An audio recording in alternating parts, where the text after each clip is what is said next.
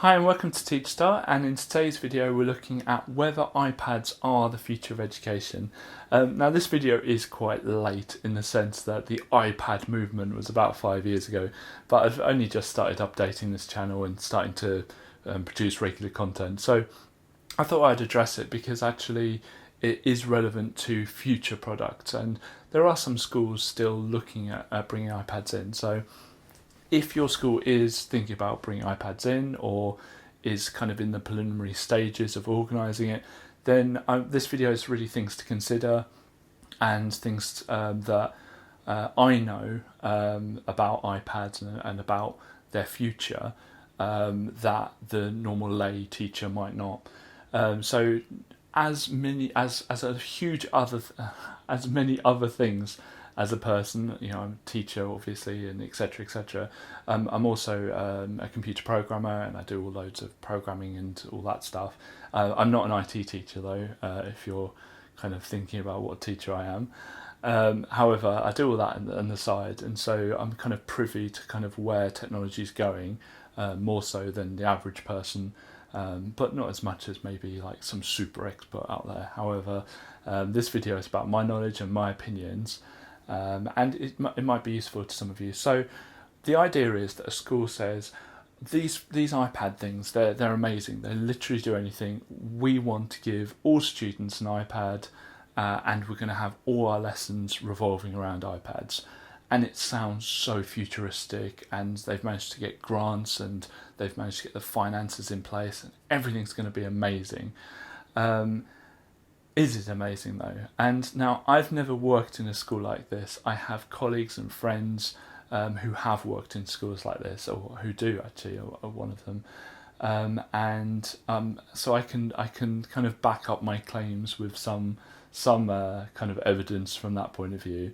But again, this is up to you. So what are the pros? The pros are that a lot of students don't have anything other than their phones, and their phones, for some reason everyone has a smartphone. Almost everyone these days has a smartphone, but phones do have a limit. For instance, they don't have a keyboard, you can't write an essay on them, etc. etc.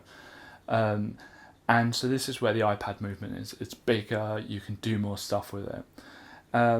Inside lessons, there's programs out there that, like, for instance, a science lesson, you can have a look at the molecules, and it's all interactive. So inside the classroom, you can show things that you'd have to show a video on, and that on an iPad they're more interactive, and they're all kind of fun, that you can click on things, and you can have the entire 30 students in your class, roughly 30 students in your class, all exploring different elements of the elements, I suppose, for molecules and stuff.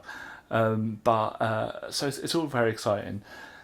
Okay, so that's kind of a brief summary of why this is a good thing. It allows everyone to be on an equal footing, no matter what their parents' income is, and so it's a great thing for that. Why is there an issue in it? Now, there is an issue in it because an iPad has a much shorter life cycle than people understand.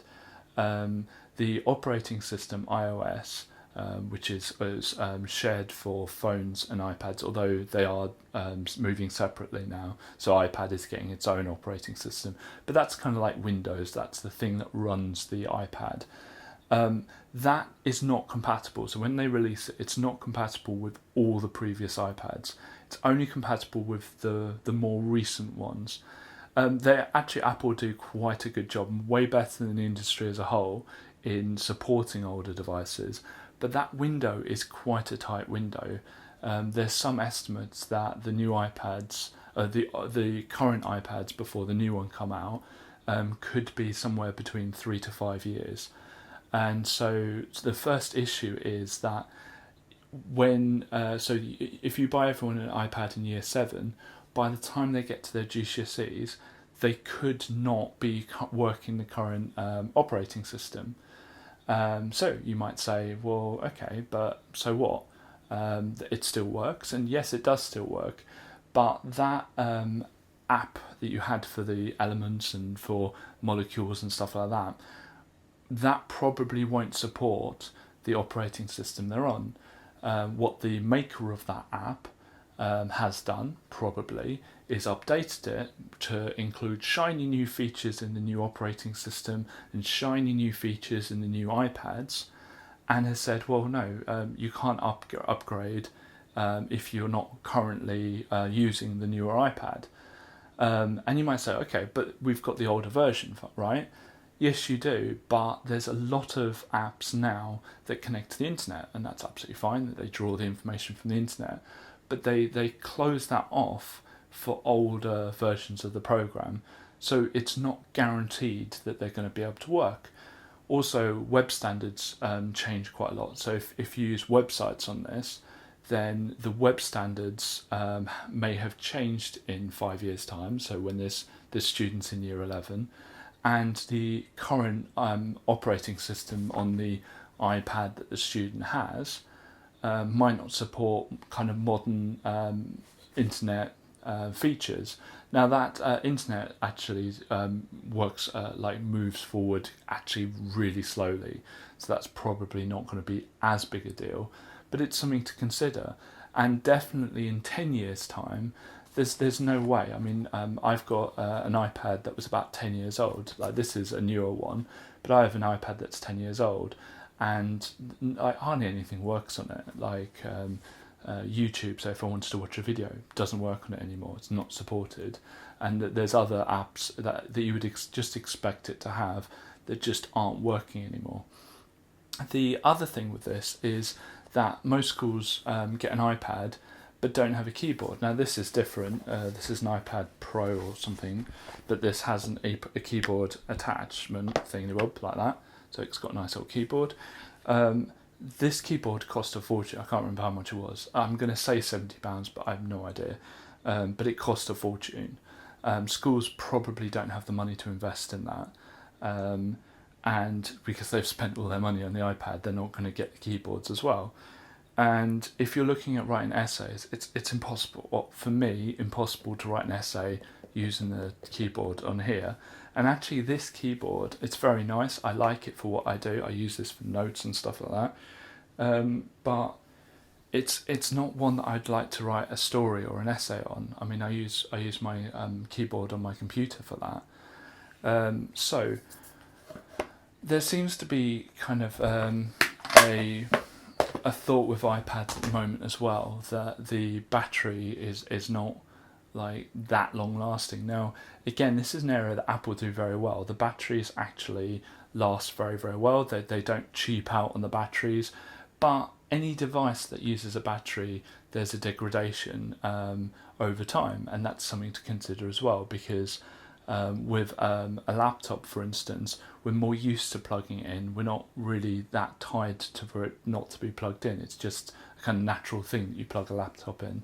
But iPad, you probably wouldn't want to have it plugged in the whole time you're using it, and it kind of defeats the purpose of it. That the whole point is it's portable.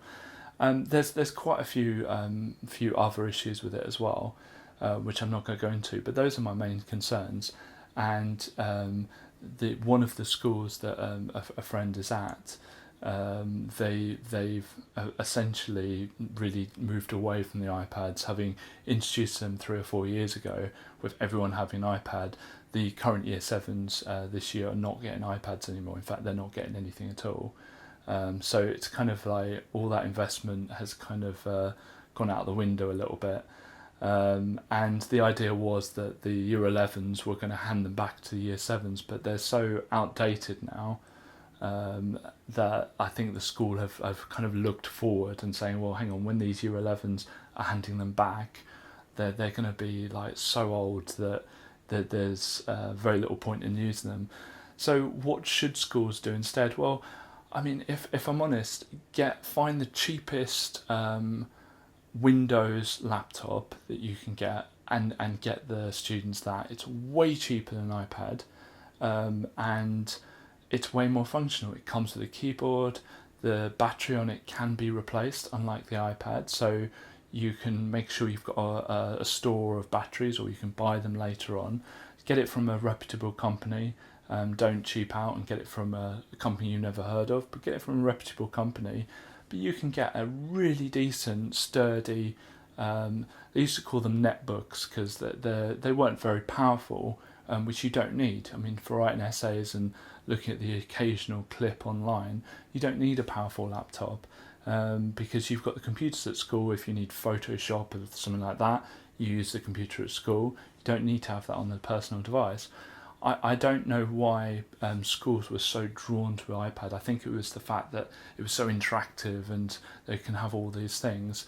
But I think what happened in the end is that teachers don't have time to make all these interesting apps, and the people who make the apps themselves just are not making enough money off making those apps. And as educationalists, I know of 2 or 3 really great education apps, but only for a handful of subjects, and all the other subjects there's not really a killer app that if you buy it and license it, it's all there. And that probably would have cost schools a fortune to have to keep licensing these apps across the ecosystem, and it's probably cost more money than schools kind of envisaged. So if you're at a school that has purely gone iPad, please write in the comments below. I'm looking for some inspirational stories about how it completely changed your school and how your school's planning for the long term, and how it's gone. Thank you very much for watching this video. If you want to see more from us, please click subscribe. We release videos every single weekday at 5 o'clock in the evening. Thank you.